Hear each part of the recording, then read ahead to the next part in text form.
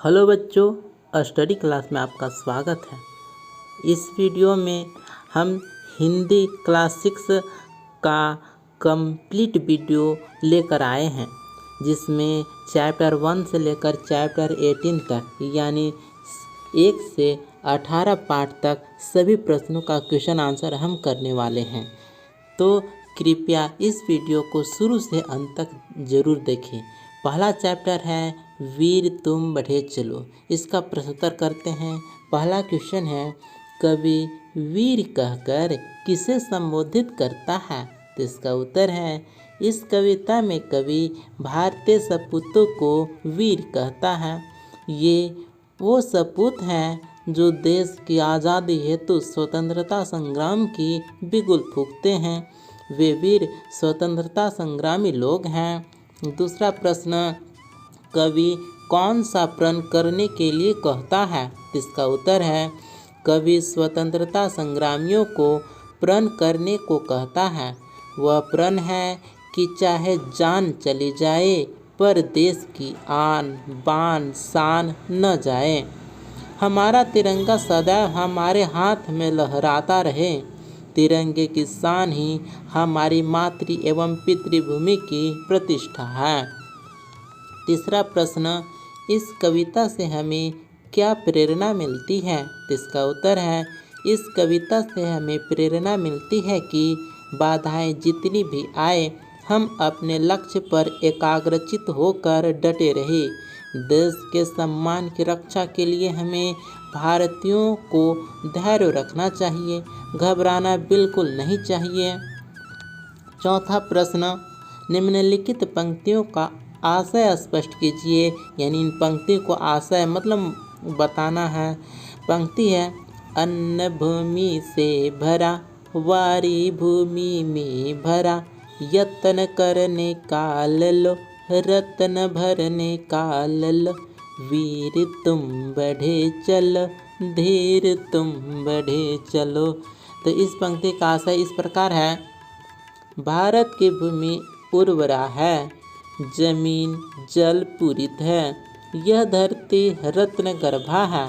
परिश्रमी व्यक्ति इस रत्न को अपने परिश्रम से भरपूर मात्रा में निकाल लेता है।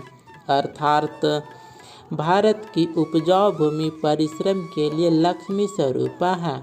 मेहनत करो, धन प्राप्त करो।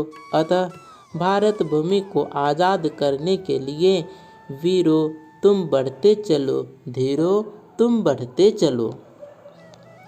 नेक्स्ट 5वां प्रश्न, इस कविता के माध्यम से कवि हमें क्या संदेश देना चाहता है? इसका उत्तर है, इस कविता के माध्यम से कवि हमें संदेश देना चाहता है कि जीवन में बाधाएं ही बाधाएं हैं। इन बाधाओं से घबराना नहीं चाहिए। देश के सम्मान की रक्षा के लिए अपने जीवन को न्यौछावर करना ही त्याग है। त्यागी व्यक्ति पुरुषार्थी के साथ साथ महान होता है। दूसरा चैप्टर, हार की जीत।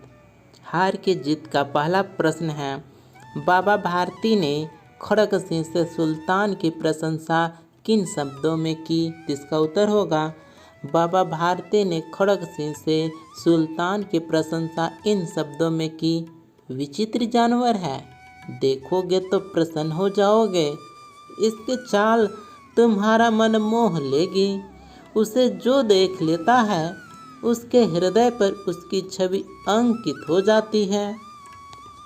दूसरा प्रश्न, खड़ग सिंह ने सुल्तान को पाने के लिए क्या युक्ति अपनाई? इसका उत्तर है, खड़ग सिंह एक कंगले भिखारी का रूप बनाकर बाबा भारती के गुजरने वाले रास्ते में पेड़ के नीचे अपाहिज बनकर कराहने लगा।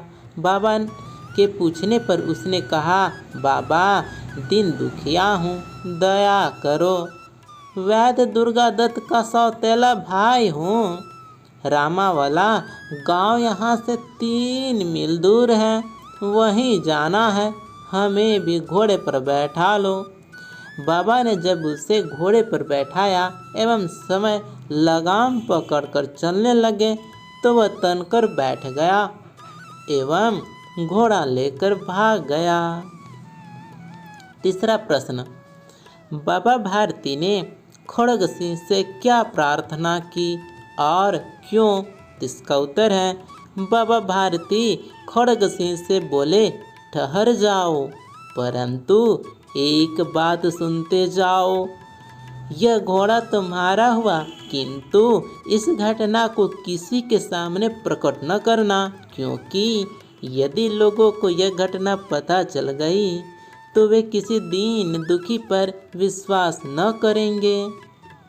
चौथा प्रश्न, बाबा भारती द्वारा अपने अनुरोध के कारण समझाने के बाद खड़ग सिंह के मन में क्या विचार उत्पन्न हुए? इसका उत्तर है, खड़ग सिंह सोचने लगा कि जिस घोड़े से वे इतना प्यार करते थे उसके लिए उनके मुख पर दुख की रेखा तक दिखाई न पड़ी। केवल उनको डर इस बात का है कि कहीं लोग दीन दुखियों की बात पर इस घटना के बाद से भरोसा करना न छोड़ दें। यह मनुष्य मनुष्य नहीं देवता है। पांचवा प्रश्न, घोड़े को पुनः पाकर बाबा भारती ने किस प्रकार अपनी प्रसन्नता व्यक्त की? इसका उत्तर है, रात्रि के तीसरे प्रहर में घोड़े की आवाज़ सुनकर बाबा भारती आश्चर्य मिश्रित प्रसन्नता से दौड़ते हुए अस्तबल में गए। अपने प्यारे घोड़े के गले से लिपटकर इस प्रकार रोने लगे जैसे कोई पिता बहुत दिन के बिछड़े हुए पुत्र से मिल रहा हो। बार बार उसकी पीठ पर हाथ फेरते, बार बार उसके मुंह पर थपकियां देते। अब उन्हें संतोष हुआ कि कोई गरीबों की सहायता से मुंह न मोड़ेगा।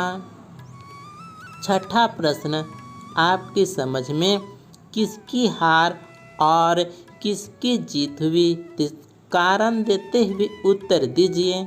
इसका उत्तर है, बाबा भारती द्वारा कहे गए शब्द से डाकू खड़ग सिंह आंदोलित हो उठता है, उसका मन परिवर्तित हो जाता है। वह घोड़ा पुनः बाबा के अस्तबल में रात्रि में चारों चोरों की तरह चुपके से बांध आता है। इस प्रकार बाबा भारती हार कर भी जीत जाते हैं और डाकू खड़ग सिंह जीत कर भी हार जाता है। सातवां प्रश्न, इस कहानी का शीर्षक हार की जीत क्यों रखा गया है? इसका उत्तर है, इस कहानी का शीर्षक हार की जीत रखा गया है। घोड़ा दिन में छीन लेने वाला डाकू खड़ग सिंह रात के अंधेरे में बाबा का घोड़ा बांध आता है हारे व्यक्ति के पास। अतः इस कहानी का शीर्षक हार की जीत सार्थक है। आठवां प्रश्न, इस कविता से हमें क्या सीख मिलती है? इसका उत्तर है, इस कहानी से हमें यही शिक्षा मिलती है कि एक बुरे आदमी के हृदय में भी अच्छाई रहती है, सिर्फ उससे प्रेरित कर दिया जाए। डाकू खड़ग सिंह को बाबा भारती ने यही कहा कि घटना छुपा लेना, लोग गरीबों की मदद नहीं करेंगे। इस बात से डाकू खड़ग सिंह को यह सोचने पर मजबूर कर दिया कि बाबा सामान्य मनुष्यों से अलग हैं। चैप्टर 3 भिड़ंत, इसका प्रश्न उत्तर करते हैं। पहला प्रश्न, मदारी ने कैसे समझ लिया कि बंदर ने केले खाए हैं? उत्तर, मदारी को पता था कि बंदर छिलका नहीं खाता है, उसने समझ लिया कि बंदर ने केले खाए हैं। दूसरा प्रश्न, पंडित बुद्धिनाथ के पढ़ाने का ढंग अनूठा था, क्या आप इस विचार से सहमत हैं? अपने उत्तर का कारण भी लिखिए। उत्तर, पंडित बुद्धिनाथ के पढ़ाने का ढंग अनूठा था। वे वर्षों से एक ही पद्धति की पुरानी कहानियाँ पढ़ाते आ रहे थे। मैं इस विचार से सहमत नहीं हूँ। आजकल विज्ञान का ज़माना है, अतः शिक्षा ज्ञानवर्धक तरीके से प्रदान की जानी चाहिए। तीसरा, कौशल नरेश जिस रास्ते से जा रहे थे उसी रास्ते से काशी नरेश आ रहे थे। उन दोनों के बीच कौन सी समस्या उत्पन्न हो गई? उत्तर, दोनों एक ही संकरे रास्ते से आ रहे थे। दोनों के पार होने की समस्या उत्पन्न हो गई।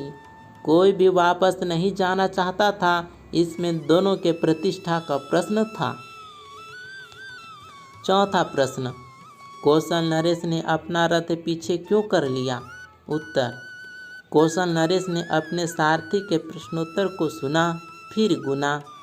अपने को महान साबित करने के लिए रथ वापस पीछे खिसकाकर कौशल नरेश को आगे बढ़ने का रास्ता दे दिया। पांचवा प्रश्न, गणेश का तर्क सुनकर हेडमास्टर साहब क्यों प्रसन्न हुए? उत्तर, गणेश का तर्क सुनकर हेडमास्टर साहब प्रसन्न हुए क्योंकि वह लकीर के फकीर की तरह सुनी सुनाई कहानी पर टिकता नहीं था। वह अपना दिमाग लगाकर कौतूहल का उत्तर जानना चाहता था। उसमें जानने की जिज्ञासा थी। छठा प्रश्न, बुद्धि न हाट बिकाए, बुद्धि न चोर चुराए, इसका भाव स्पष्ट करें। उत्तर, भाव यह है कि बुद्धि खरीद कर नहीं ली जा सकती। बुद्धि को कोई चुरा भी नहीं सकता है। यह खर्च करने पर बढ़ती है।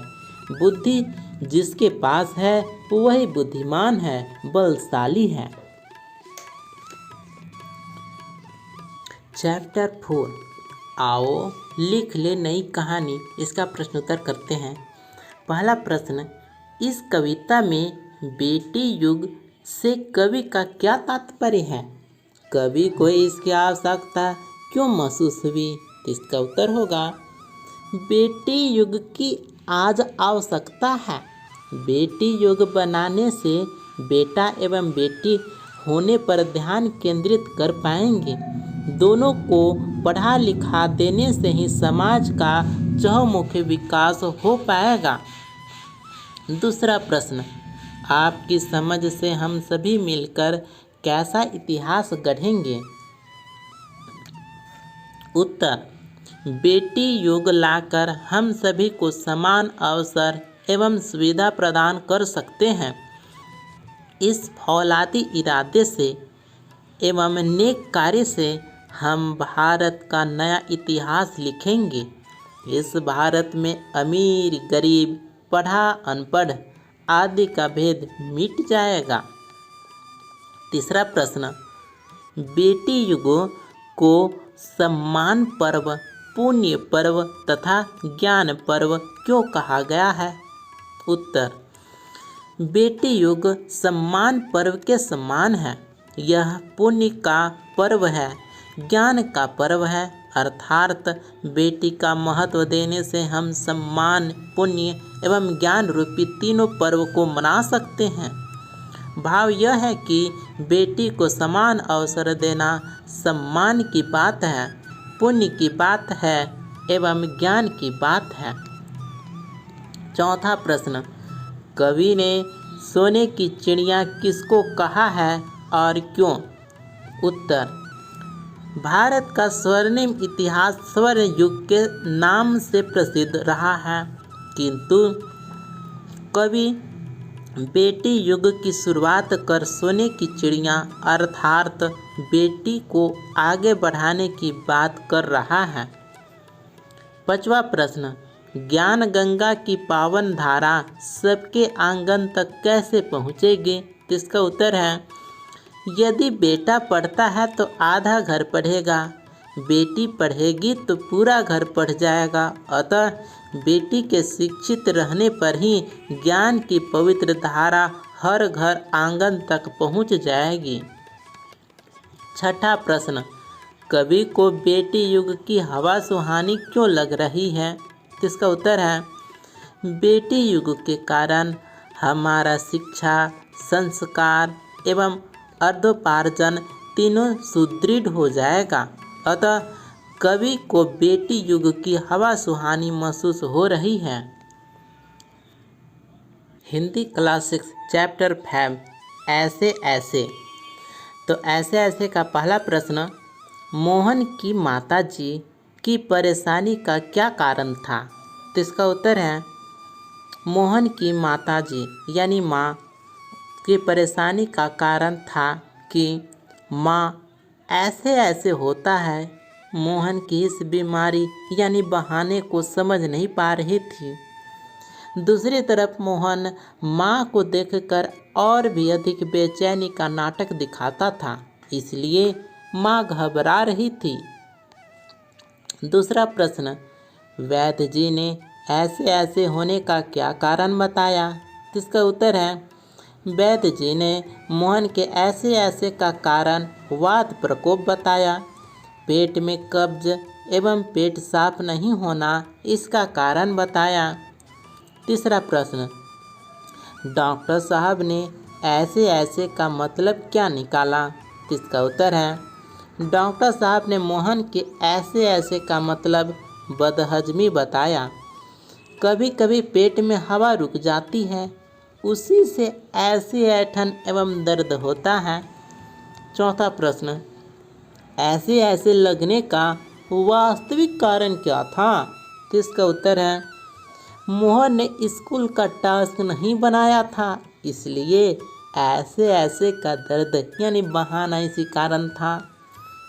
पांचवा प्रश्न, मास्टर साहब ने मोहन को कैसे ठीक किया?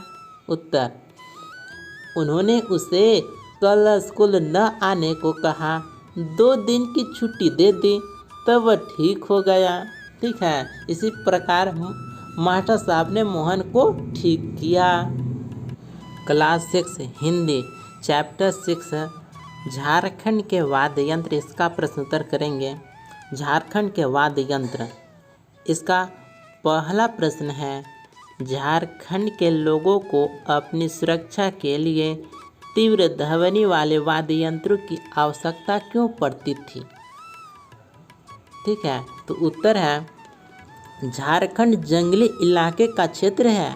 यहाँ हिंसक पशु खलिहानों या घरों में घुस जाते हैं। इन्हें भगाने के लिए ही तीव्र ध्वनि वाले वाद्य यंत्रों की आवश्यकता यहाँ पड़ती है। दूसरा प्रश्न, सांस्कृतिक कार्यक्रम में वाद्य यंत्रों के महत्व के बारे में बताइए।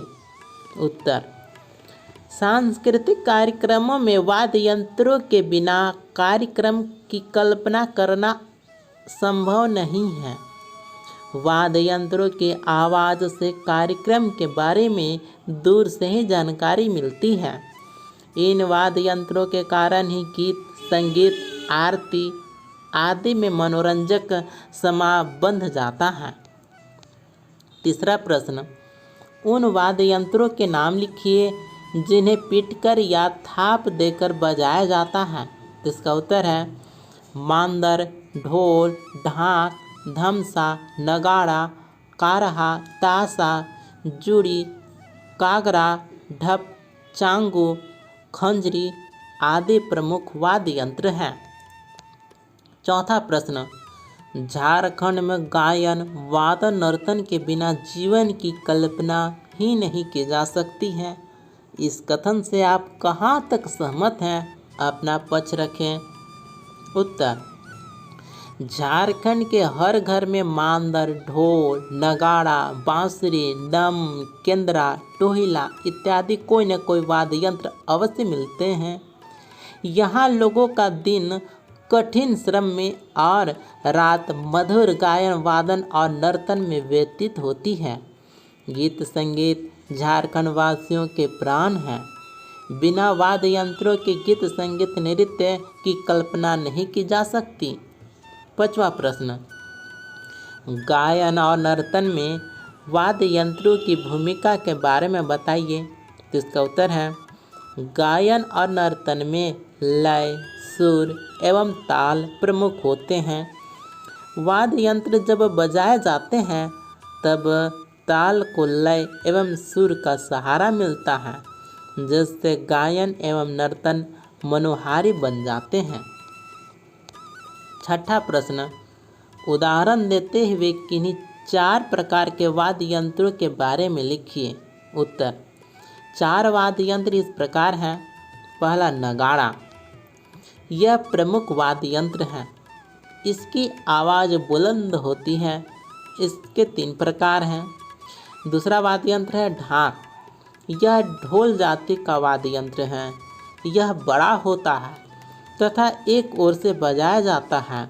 बजाने वाला हाथ टिप्पणी तथा दूसरा हाथ खाड़ी कहलाता है। इसकी आवाज़ बुलंद होती है। तीसरा, ढोलक। यह दोनों ओर से बजाया जाता है। पूजा, शादी, छऊ नृत्य में इसका प्रयोग किया जाता है। चौथा, मांदर। यह झारखंड का प्रिय वाद्य है। इसका दायां मुंह पतला, बायां चौड़ा होता है। क्लास 6 चैप्टर 7 दोहे। दोहे का प्रश्न उत्तर करते हैं। पहला प्रश्न, माला फेरत योग भया, मिटा न मन का फेर, कर कमन का छाड़ी के, मन का फेर। इस दोहे का भाव स्पष्ट कीजिए। तो इसका उत्तर, माला फेरते फेरते समय बीत जाता है, परंतु मन का भ्रम नहीं मिट पाता है। इसलिए कबीरदास जी का मानना है कि माला फेरना छोड़कर मन को सही रास्ते पर लाने का प्रयत्न करना चाहिए। अपने सोच में सात्विकता का वास कराकर ही समाज में इज्जत प्राप्त की जा सकती है। दूसरा प्रश्न, कवि वृंद के अनुसार भले बुरे की पहचान कब होती है? उत्तर, बोलने से भले बुरे की पहचान होती है। भाषा है बता देती है कि व्यक्ति भला है या बुरा। उसी प्रकार जैसे वसंत ऋतु में काक की बोली एवं कोयल की बोली कुक में हम अंतर कर पाते हैं कि वह कोयल बोल रही है या कौवा। तीसरा प्रश्न, रहीम ने अपने दोहे में ऐसा क्यों कहा है कि किसी से कुछ नहीं मांगना चाहिए? उत्तर, मांगने पर इज्जत, मान, मर्यादा और स्नेह समाप्त हो जाते हैं। जब भी कोई मांगता है तब 3 चीज़ें, इज्जत, आदर एवं स्नेह समाप्त हो जाता है। अतः किसी से कुछ मांगना नहीं चाहिए। चौथा प्रश्न, कबीर ने ऐसा क्यों कहा है कि किसी भी चीज़ को तुच्छ नहीं समझना चाहिए? उत्तर, कबीर ने कहा है कि कोई भी चीज़ तुच्छ नहीं होती है। जिस प्रकार तिनका पैरों तले होता है, यदि उड़कर आँख में पड़ जाए तो असहनीय पीड़ा होने लगती है।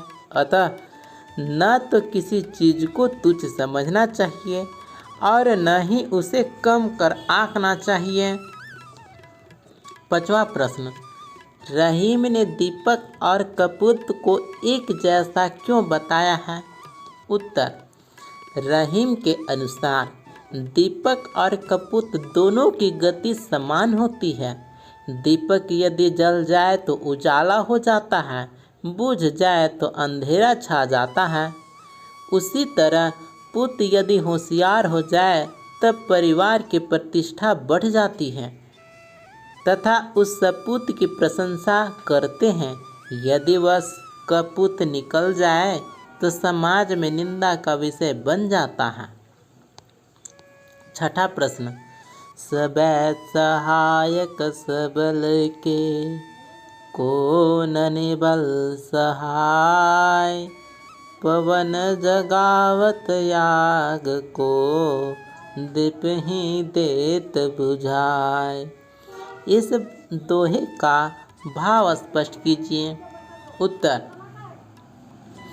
वृंद ने इन पंक्तियों में बतलाया है कि सभी बलवान को सहारा देते हैं, निर्बल को सहारा देने वाला कोई नहीं है। पवन, हवा, आग को प्रज्वलित कर देती है, लेकिन वही आग कमजोर दीपक यानी दिया को बुझा देती है। आग बलवान तथा दीपक निर्बल है। इसका मतलब है कि जो बलवान और मजबूत है उसे लोग और भी मजबूत बनाते हैं तथा जो निर्बल कमजोर है उसे और भी निर्बल असहाय बना देते हैं। क्लास 6 हिंदी चैप्टर 8 बुढ़ा बैल और सियार इस कहानी का प्रस्तुतर करते हैं। पहला प्रश्न, जब बैल बूढ़ा हो गया तो उसका मालिक उसे जंगल में छोड़ आया। क्या किसान को ऐसा करना चाहिए था? अपने उत्तर के पक्ष में तर्क दीजिए। उत्तर, नहीं, किसान को ऐसा नहीं करना चाहिए था। आखिर उस बैल ने पूरी जिंदगी उसके खेतों में काम किया। अंत समय में उसे जंगल में छोड़ आना कहीं से अच्छी बात नहीं है। उसे घर पर रखना चाहिए था। दूसरा प्रश्न, बैल ने गुफा को अपने लिए उपयुक्त क्यों समझा? इसका उत्तर है क्योंकि वह स्थान चारे, पानी एवं सुरक्षा की दृष्टि से काफ़ी अच्छा था। बैल ने सभी परिस्थितियों का आकलन किया और वही सुख शांति के साथ आराम से जिंदगी बिताने का निश्चय किया। तीसरा प्रश्न, जंगल में बैल का सबसे घनिष्ठ कौन बन गया? उत्तर, जंगल में बैल की अन्य जानवरों से दोस्ती हो गई। सियार से उसकी घनिष्ठता ज़्यादा हो गई थी। चौथा प्रश्न, शेर को अपनी तरफ आता देखकर भी बैल क्यों नहीं डरा? उत्तर, बैल समझदार था, वह धैर्यवान था, उसमें आत्मविश्वास कूट कर भरा था, इसलिए शेर को अपनी तरफ आता देखकर भी नहीं डरा एवं चतुराई पूर्वक युक्ति निकाली। पांचवा प्रश्न, शेर को भगाने के लिए बैल ने क्या किया? उत्तर, शेर को भगाने के लिए बैल ने आत्मविश्वास के साथ गुफा की तरफ मुंह करके कहा, अरे भगवान, तैयार रहो, आज हमारे बच्चों के लिए अच्छा भोजन मिला है।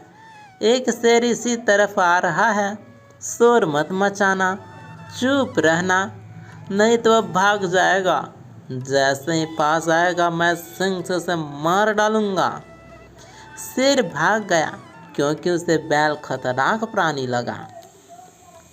छठा प्रश्न, सियार ने शेर को क्या समझाया? उत्तर है, सियार ने शेर को समझाया कि वह बैल है, आपके खाने की चीज़ खतरनाक जीव नहीं है। आप अपनी पूंछ मेरी पूंछ में बांध लीजिए और चलिए उसके पास, देखिए वह आपसे कैसे डर जाएगा, तब आप उसे मार कर आहार बना लेना। सातवां प्रश्न, बैल ने शेर को दोबारा भी कैसे भगा दिया? उत्तर है, बैल ने पूंछ बांधे बाघ को देखते ही कहा, अरे सियार, मैंने तुझे 2 शेर लाने को कहा था, आज तू एक ही लेकर आ रहा है, इससे तो मेरा पेट ही नहीं भरेगा। इतना सुनते ही शेर तेजी से उल्टे पांव दौड़ पड़ा। क्लास 6 चैप्टर 9 मानवीय रिश्ता, इस कहानी का प्रस्तुतर करते हैं। पहला प्रश्न, अकली बुआ को देहाती भाषा में लोगों द्वारा पढ़ी नहीं कढ़ी अनुभवी कहने का क्या कारण था? इसका उत्तर है, अकली बुआ गांव के निपुण वैद्य की पुत्री थी। औपचारिक शिक्षा तो नहीं, किंतु वैद्य पिता एवं विद्वान पति के संग रहने से सांसारिक ज्ञान इन्हें अच्छा प्राप्त हो गया था। देहाती भाषा में इसी कारण इन्हें लोग पढ़ी नहीं कढ़ी अनुभवी कहते थे। दूसरा प्रश्न, जो पंडित जी का पतरा वह पंडिताइन के अचरा। अकली बुआ पंडित जी को आवेश में ऐसा क्यों कहती थी? जब कभी भी पंडित जी से अकली बुआ की नोक झोंक होती, वे आवेश में बोल उठती थी। जो पंडित का पतरा वह पंडिताइन के अचरा, अर्थात जो कुछ आपके पत्र पोथी में लिखा है वह सब कुछ मेरे आंचल में ही भरा पड़ा है। आपसे मैं कम विद्वान थोड़े हूँ पंडित जी महाराज। तीसरा प्रश्न, पंडित जी की मृत्यु के बाद अकली बुआ का काम क्या था? उत्तर, पंडित जी की मृत्यु के बाद गांव के लोगों की सेवा उपचार समाज कल्याण में इनकी रुचि बढ़ गई। सुबह होते ही निकल जाती, जिसे ज़रूरत होती उपचार बताकर दवा देती। इस प्रकार वे गांव में परामर्शदाता की भूमिका में नजर आने लगी। चौथा प्रश्न, बुआ के ऑपरेशन के समय उन्हें खून देने के लिए अस्पताल में मर्द औरतों का जमघट क्यों लग गया? उत्तर, गांव वालों को अकली बुआ इतना प्यार करती थी कि लोग उन्हें अपना सगा समझते थे, इसलिए उन्हें खून देने के लिए अस्पताल में पूरे ग्रामीणों का तांता लग गया। गांव के लोग यही कहते कि बुआ अपना खून पसीना हम लोगों के लिए एक करती रहती है। आज जब उन्हें खून की आवश्यकता पड़ी तो हम क्यों पीछे रहे? झारखंड बोर्ड क्लास 6 हिंदी भाषा मंजरी का चैप्टर 10 है झारखंड सुषमा। इस कविता का प्रश्न उत्तर हम करते हैं। पहला प्रश्न, झारखंड में कौन कौन सी खनिज संपदाएं ज़्यादा मात्रा में उपलब्ध है? उत्तर, झारखंड में कोयला, लोहा, यूरेनियम, तांबा, बॉक्साइट, चूना पत्थर एवं अभ्रक का असीम भंडार है। इन खनिज संपदाओं के कारण ही हमारा झारखंड राज्य हर प्रकार से संपन्न है। दूसरा प्रश्न, बिरसा और सिद्धो कान्हू जैसे महापुरुषों को झारखंड का अवतार क्यों कहा गया है? उत्तर, बिरसा और सिद्धो कान्हू ने झारखंड को अंग्रेजों की गुलामी से मुक्ति दिलाने के लिए प्रेरित किया, धार्मिक अंधविश्वासों के बारे में रोका, शोषण के विरोध में खड़े हुए, जेल की यातना आदि को सहा, इसलिए इन्हें झारखंड का अवतार माना जाता है। अवतार लेकर भगवान हमें तत्कालीन व्यवस्था से त्रस्त जनता को मुक्त प्रदान करते हैं। ये महापुरुष भी हमारे झारखंड राज्य के लिए भगवान ही थे। तीसरा प्रश्न, आपकी समझ में कवि ने ऐसा क्यों कहा है कि सरहुल, कर्मा, टुसु में हमारे घर मंदिर बन जाते हैं? उत्तर, सरहुल, कर्मा, टुसु में हमारे घर में चहल पहल बढ़ जाती है, नए वस्त्र एवं पकवान बनाए जाते हैं, सर्वत्र खुशी का माहौल रहता है, लगता है कि घर ही मंदिर बन गया है। चौथा प्रश्न, कवि ने किसे झूम झूम गाते देखा है? उत्तर, जब सरहुल, कर्मा, टुसु पर्व आते हैं तब वंशी एवं मांदर के धुन पर कमर में हाथ डाले लड़कियां झूम झूम कर नाचती गाती रहती है, सर्वत्र नृत्य संगीत एवं गीत का समा बंध जाता है। पांचवा प्रश्न, भाव स्पष्ट कीजिए। जोर तेरी गमय धय साथ ले, पीठ ज्ञान के चलते हैं, विज्ञान कृषि वाणिज्य कला के पुष्प नित्य वन खिलते हैं। इस पंक्तियों का भाव स्पष्ट करना है, इसका मतलब बताना है। इसका आंसर इस प्रकार होगा। भाव यह है कि हमारा झारखंड अकेले नहीं साथ चलो के सिद्धांत पर गतिशील है।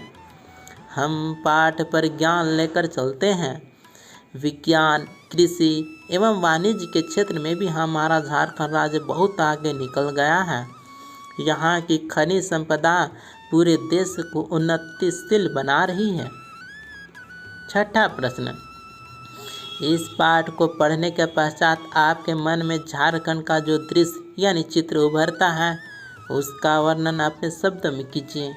उत्तर, झारखंड राज्य प्राकृतिक सौंदर्य, वन संपदा एवं खनिज संपदा से भरा पूरा राज्य है। यहाँ के जनजीवन, धार्मिक विश्वास, धार्मिक आयोजन, लोक कलाएँ आदि मन को मोह लेती है। यहाँ के पर्व त्यौहार से ऐसा प्रतीत होता है कि स्वयं देवतागण इस धरती पर आकर अपना प्रेम बरसा रहे हैं। झारखंड की धरती वैभव से भरपूर है। यह धरती काव्य, सृजन, लोक कलाओं और लोक धर्म का केंद्र है। यहाँ की आधुनिक शिक्षा पद्धति ज्ञान के प्रकाश की ओर लेकर चलने में सहायक है। यह प्रदेश विज्ञान, कृषि, वाणिज्य और कला के क्षेत्र में नित्य प्रतिदिन विकास की ओर अग्रसर है। JCERT Jharkhand board class 6 Hindi भाषा मंजरी का चैप्टर 11 शल्य चिकित्सा के प्रवर्तक सुश्रुत। इस निबंध का क्वेश्चन आंसर करते हैं। पहला प्रश्न है, लेखक ने वाराणसी का क्या महत्व बताया है? उत्तर, वाराणसी भारत की प्राचीन नगरी है। यह गंगा किनारे बसा है। इस नगर का सैकड़ों वर्ष पुराना वैभवशाली इतिहास रहा है। यह नगर प्राचीन काल से ही शिक्षा नगरी के केंद्र के रूप में विख्यात रहा है। प्राचीन काल में यह काशी राज्य की राजधानी थी। दूसरा प्रश्न, सुश्रुत संहिता क्या है? संक्षेप में परिचय दीजिए। इसका उत्तर है, सुश्रुत द्वारा रचित सुश्रुत संहिता एक महान ग्रंथ है। यह ग्रंथ विश्व में यह साबित करता है कि प्राचीन भारत के चिकित्सा विज्ञान के क्षेत्र में अपने समय से बहुत आगे थे। यह ग्रंथ भारतीय आयुर्वेदिक चिकित्सा पद्धति का आधार स्तंभ है। तीसरा प्रश्न, सुश्रुत के आयुर्वेद पाठशाला में विद्यार्थी दूर दूर से शल्य चिकित्सा का ज्ञान प्राप्त करने आते थे। किस प्रकार के विद्यार्थियों को यहाँ प्रवेश मिलता था? उत्तर, सुश्रुत के आयुर्वेद पाठशाला में विद्यार्थी दूर दूर से शल्य चिकित्सा का ज्ञान प्राप्त करने आते थे। उनके प्रवेश हेतु शिष्यों को कंदमूल, फल फूल, पेड़ पौधों, पानी, भारी मशक, चिकनी मिट्टी के ढांचे और मलमल से बने मानव पुतलों पर अभ्यास कर साबित करते थे कि चीरा कहाँ कैसे लगाना है, सुई कैसे दी जाती है। खुरदरे चमड़े को खुरचने की विधि कराकर देखा जाता था, तब प्रवेश मिलता था।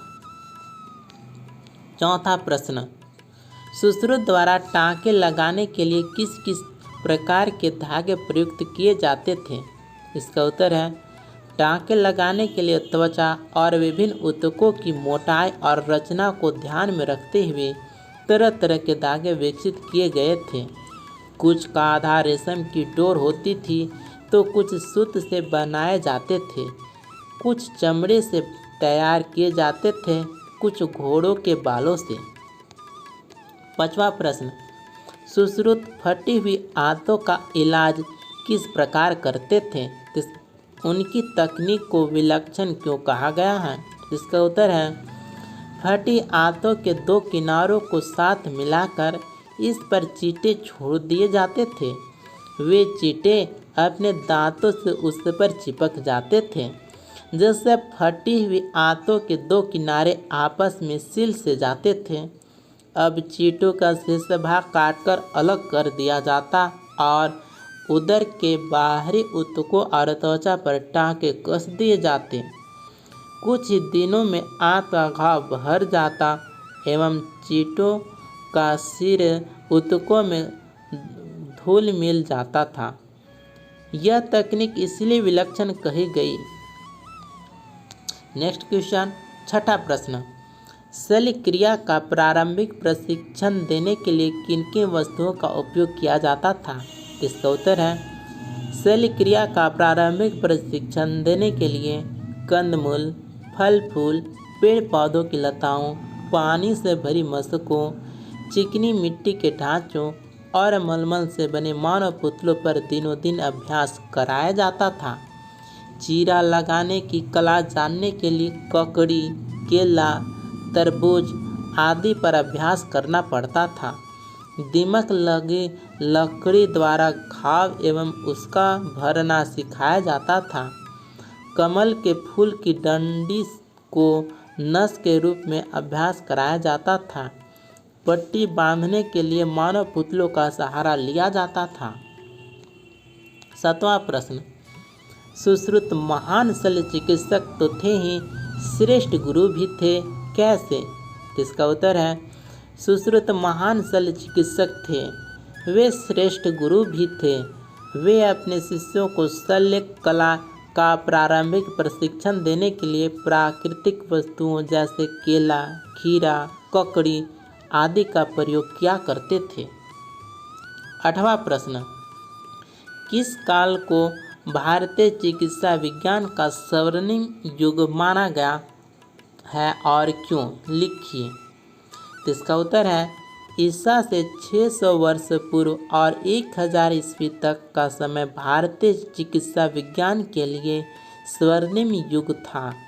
जीवक, चरक, आत्रेय एवं वाघभट्ट जैसे यशस्वी चिकित्सा शास्त्रियों ने भारत भूमि पर इसी समय जन्म लिया। यहाँ तक कि यूनानी चिकित्सा विज्ञान भी भारतीय चिकित्सकों के सिद्धांतों पर स्थित था। झारखंड बोर्ड क्लास 6 हिंदी भाषा मंत्री क्लास 6 चैप्टर 12 धुन का धनी महेंद्र सिंह धोनी। धोनी के जीवन पर बना ये कहानी का पहला प्रश्न है, धोनी का जन्म कब और कहाँ हुआ था? इसका उत्तर है महेंद्र सिंह धोनी का जन्म 7 जुलाई 1981 ईस्वी को रांची, झारखंड में हुआ था। दूसरा प्रश्न, धोनी स्कूल के दिनों में शुरू में फुटबॉल खेलते थे, उन्होंने कब और कैसे क्रिकेट की ओर कदम बढ़ाया? तो इसका उत्तर है धोनी स्कूल के दिनों में शुरू से फुटबॉल खेलते थे। वे गोलकीपरी किया करते थे। अपने फुटबॉल टीम के कोच की प्रेरणा से उन्होंने क्रिकेट की ओर कदम बढ़ाया। 1999 में उनका चयन बिहार अंडर-19 क्रिकेट टीम के लिए किया गया एवं 2004 में क्रिकेट एकेडमी के लिए केन्या खेलने गए। तीसरा प्रश्न, धोनी को कैप्टन कूल क्यों कहा जाता है? इसका उत्तर है धोनी शांतचित्त एवं मितभाषी है। प्रेस कॉन्फ्रेंस में भी उनका भाषा संयत रहती है। वे विवादों से दूर रहते हैं, इसलिए उन्हें कैप्टन कूल कहा जाता है। चौथा प्रश्न, धोनी में एक अच्छे कप्तान के कौन कौन से गुण हैं? लिखिए। उत्तर, वे टीम के सभी सदस्यों को साथ लेकर चलते हैं। अपने साथ खिलाड़ियों की पूरी क्षमता का उपयोग करने की कला उन्हें मालूम है। वे टीम के वरिष्ठ खिलाड़ियों को पूरा सम्मान प्रदान करते हैं, नए खिलाड़ियों का हौसला बढ़ाते हैं। इस प्रकार उनमें अच्छे कैप्टन के सभी गुण मौजूद हैं। 5वां प्रश्न, 12वीं की परीक्षा के समय धोनी के सामने क्या दुविधा आई? उनके पिता ने उनकी यह दुविधा कैसे दूर की? इसका उत्तर है 12वीं की परीक्षा के समय परीक्षा के बीच में ही मैच खेलना था। वे परेशान हुए क्योंकि अगले दिन परीक्षा होने वाली थी। उन्होंने अपने पिता को ये बात बतलाई। पिताजी ने कहा, यदि साल भर पढ़े हो तो एक दिन मैच खेलने जाने से कोई फर्क नहीं पड़ता है, जाओ खेल कर आओ। 6ठा प्रश्न, धोनी का भारतीय सेना में शामिल होने बचपन का सपना कब और कैसे पूरा हुआ? उत्तर, भारतीय सेना ने 2011 में धोनी को मानद लेफ्टिनेंट कर्नल का पद प्रदान किया, जिससे सेना में शामिल होने का उनका बचपन का सपना पूरा हुआ। झारखंड बोर्ड क्लास 6 हिंदी भाषा मंजरी क्लास 6 चैप्टर 13 प्रेरणा के बीच प्रश्नोत्तरी। प्रेरणा के बीच इस पाठ का पहला प्रश्न, जीवन में सफलता प्राप्त करने के लिए हमें किन बातों का ध्यान रखना चाहिए? उत्तर, जीवन में सफलता प्राप्त करने के लिए हमें 4 बातों का ध्यान रखना चाहिए। पहला है लक्ष्य बनाना चाहिए, दूसरा है ज्ञान प्राप्त करना चाहिए, तीसरा है कठिन परिश्रम करना चाहिए एवं चौथा है दृढ़ता बनाए रखनी चाहिए।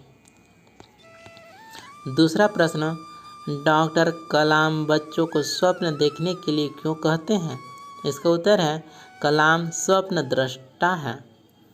उनका मानना है कि स्वप्न ही विचार बनते हैं, विचार ही कर्म के रूप में हमारे सामने आते हैं। अगर स्वप्न होंगे तभी क्रांतिकारी विचार भी जन्म लेंगे, बिना विचारों के कर्म सामने नहीं आता है। तीसरा प्रश्न, पाठ के आधार पर डॉक्टर कलाम के व्यक्तित्व की विशेषताएं लिखिए। उत्तर, इस पाठ में कलाम साहब के उद्देश्यपूर्ण जीवन जीने की यथार्थ सच्चाई दिखाई देती हैं। वे माता पिता की सेवा करते थे। उनके हृदय में शिक्षकों के प्रति अपार श्रद्धा थी। वे बड़े बूढ़ों का सम्मान करते थे, उनसे आशीर्वाद लेते थे। उन्हें अपने देश से बेपनाह मोहब्बत थी। वे सदा दूसरों के जीवन में उजाला लाने के लिए तत्पर रहते थे। उनका व्यक्तित्व सरल और सहज था। वे बहुत ही परिश्रमी, ईमानदार और जिम्मेदार व्यक्ति थे। इसलिए वैज्ञानिक होकर भी उन्होंने देश का सर्वोच्च पद प्रदान किया। बच्चों को वे बहुत प्यार करते थे। चौथा प्रश्न, पाठ के आधार पर बताइए हमें कैसी शक्तियों का चयन करना चाहिए। इसका उत्तर है, हमें विध्वंसक शक्तियों का चयन नहीं करना चाहिए, कल्याणकारी शक्तियों का चयन करना चाहिए। मिसाइलें हमारी ताकत है। वे यह दर्शाती है कि भारत देश के पास प्रचुर क्षमताएं हैं, परंतु कोई हमारा दुश्मन नहीं है जिस पर अग्नि मिसाइल शक्ति से वार कर उसे ध्वस्त कर दें। ठीक है। झारखंड बोर्ड क्लास 6 हिंदी भाषा मंजरी चैप्टर 14 बसंती हवा। बसंती हवा का प्रश्नोत्तर करते हैं। पहला प्रश्न, बसंती हवा ने स्वयं को मस्त मौला क्यों बताया है। उत्तर, बसंती हवा जिधर चाहती है उधर जाती है, बहती है, इस प्रकार वह मस्त मौला है। मस्त मौला व्यक्ति की तरह बसंती हवा निडर और बेफिक्री से जीती है।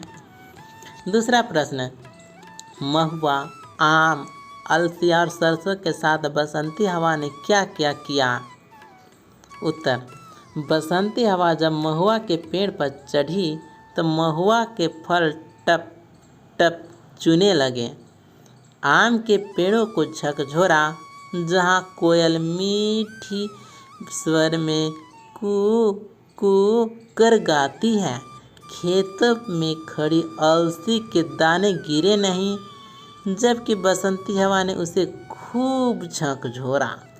यह उसकी हार थी, इसलिए उसने सरसों को नहीं छुआ। तीसरा प्रश्न, आशय स्पष्ट कीजिए। क, खड़ी देख अलसी लिए शेष कलसी। इन पंक्ति का आशय है, खेतों में खड़ी तीसी के पौधों को बसंती हवा ने खूब झकझोरा, पर उसके माथे पर रखी अलसी के दानों की कलसी नहीं गिरी। यह उसकी हार थी। दूसरा प्रश्न, बसंती हवा में हंसी सृष्टि सारी। इसका उत्तर है, अपनी हार से लजाकर बसंती हवा ने सरसों पौधों को न छुआ, उसने उसे न झकझोरा न हिलाया। ग, चढ़ी पेड़ महुआ थपाथप मचाया।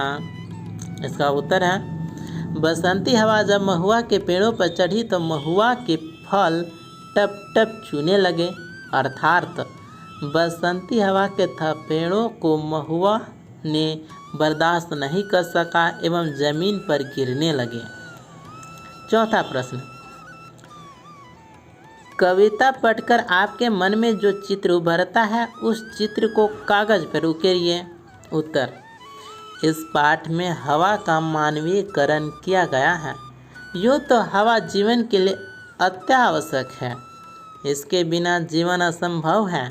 इस कविता को पढ़ने के बाद हवा के प्रति लगाव एवं आत्मीय भाव मन में पैदा होता है। हवा की सर्वव्यापकता ही मानव और जीवन का आधार है। पांचवा प्रश्न, इस कविता के आधार पर बताइए कि बसंती हवा ने किन्हें झुमा दिया। उत्तर, बसंती हवा ने महुआ के पेड़ को झुमा दिया, आम का वृक्ष भी झूमने लगा, अलसी को भी इसने झुला दिया। बसंती हवा ने अरहर को भी नहीं छोड़ा, अर्थात उसने जीवन को नए संचार सृष्टि के कण कण में पहुंचा दिया। छठा प्रश्न, कविता में बसंती हवा एक जगह हार मान लेती है। आप उन पंक्तियों को खोज कर लिखिए। उत्तर, वह पंक्ति इस प्रकार है, खड़ी रे काल से लिए शीश कलसी, मुझे खूब सूझ हिलाया झुलाया गिरी पर न कलसी, इसी हार को पा हिलाई न सरसों झुलाई न सरसों, हवा हूँ हवा मैं बसंती हवा हूँ। अब इम्पोर्टेंट क्वेश्चन है पाठ से आगे। हवा भी प्रदूषित हो रही है, वायु प्रदूषण के कारणों की सूची बनाइए और इसके निराकरण के उपाय सुझाइए। इसका उत्तर है वायु प्रदूषण के कारण। पहला, कल कारखानों एवं वाहनों से उत्सर्जित धुआं। दूसरा, यत्र तत्र आगजनी। तीसरा, परमाणु परीक्षण करने से। निराकरण है, निराकरण के उपाय इस प्रकार हैं। पहला, चिमनियों में स्क्रबर लगाकर। दूसरा, आगजनी पर रोक लगाकर। तीसरा, परीक्षणों पर नियंत्रण लगाकर। झारखंड बोर्ड क्लास 6 हिंदी भाषा मंजरी का चैप्टर 15 सपने का सच। इस विज्ञान कथा सपने का सच का प्रश्न करते हैं। पहला प्रश्न, रोहित को किस तरह के सपने आते थे? तो इसका उत्तर है रोहित को ऐसे सपने आते थे जिसमें वह पहाड़ की चोटी पर खड़ा है तो कभी चिड़िया की पीठ पर सवार हुआ आसमान में उड़ रहा है। एक दिन सपने में उसने स्वयं को उड़ते देखा। दूसरा प्रश्न, सपने में रोहित किस प्रकार उड़ रहा था? उत्तर है सपने में रोहित चिड़ियों के डैनों की तरह हाथ फैला कर एवं सिकुड़ते हुए उड़ रहा था। तीसरा प्रश्न, मनोवैज्ञानिकों की राय में लोग स्वप्न में क्या देखते हैं? उत्तर है मनोवैज्ञानिकों की राय में लोग वही स्वप्न देखते हैं जो वे कल्पना करते हैं, किंतु वह कल्पना चाहत में जब पूरी न होती है तब लोग स्वप्न देखते हैं। उनका दिमाग कल्पना करने लगता है कि वे वैसा कर रहे हैं। चौथा प्रश्न, मेढक नुमा जानवर कहाँ का प्राणी था? वह जल के अंदर क्यों था? उत्तर, मेढक नुमा जानवर अंतरिक्ष के वैसे छोर का प्राणी था जहाँ सिर्फ जल ही जीवन है, इसलिए वह जलचर जीव था। जल में ही रह सकता था, अतः जल के अंदर था। पांचवा प्रश्न, दूसरे ग्रह के वासियों का दल धरती पर क्यों आया था? इसका उत्तर है दूसरे ग्रह के वासियों का दल सर्वेक्षण करने धरती पर आया था। वे यहाँ के जीव एवं उनके जीवन का अध्ययन करने आए थे। छठा प्रश्न, पाठ के आधार पर बताइए दूसरे ग्रह के प्राणी अंतरिक्ष किस प्रकार भ्रमण कर लेते हैं? इसका उत्तर है दूसरे ग्रह के प्राणियों ने एंटी ग्रेविटान तरंगों की खोज कर लिया है। इसके सहारे वे गुरुत्वाकर्षण के विरुद्ध भी अंतरिक्ष भ्रमण करते रहते हैं। उनके यान को ये तरंगे गुरुत्व के विरुद्ध गति प्रदान करती हैं। सातवां प्रश्न, मेढक नुमा जानवर ने अपने बारे में किसी दूसरे को बताने से रोहित को क्यों मना किया? इसका उत्तर है मेढक नुमा जानवर ने अपने बारे में किसी दूसरे को बताने से रोहित को मना किया क्योंकि पहले तो लोग विश्वास नहीं करते, जो करते उनसे वह जीव मिलता नहीं। इस स्थिति में रोहित की बात को लोग मजाक बना देते। आठवां प्रश्न, हम धरती की सतह पर किस कारण से टिके हुए हैं? इसका उत्तर है हम धरती की सतह पर गुरुत्वाकर्षण बल के कारण टिके हुए हैं। नवां प्रश्न, दूसरे ग्रह का प्राणी रोहित से क्यों कहता है कि अगली 2 शताब्दियों में धरती पूरी तरह जलमग्न हो जाएगी? कारण सहित लिखें।